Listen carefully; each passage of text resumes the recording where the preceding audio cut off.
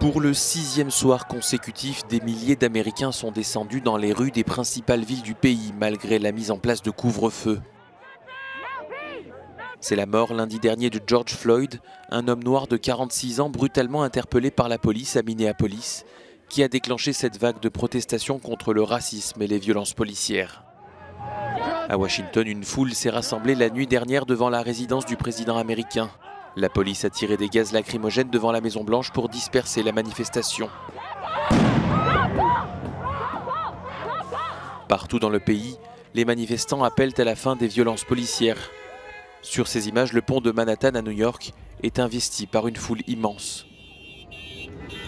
Mais en marge du mouvement, des incendies et des pillages ont eu lieu, comme ici à Santa Monica, en Californie. Un vandalisme dénoncé par Donald Trump.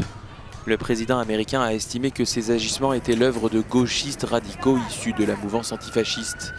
Il a assuré vouloir désigner ces groupes comme étant des organisations terroristes.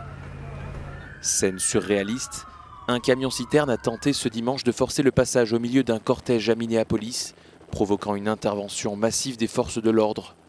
Le chauffeur blessé a été conduit dans un hôpital voisin puis placé en détention. Depuis jeudi dernier, plus de 1400 personnes ont été interpellées par les forces de l'ordre. Des milliers de soldats de la garde nationale ont été déployés dans 15 États et à Washington. L'officier de police qui avait maintenu son genou sur le cou de George Floyd pendant plusieurs minutes a été inculpé d'homicide involontaire, des charges jugées insuffisantes par la plupart des manifestants.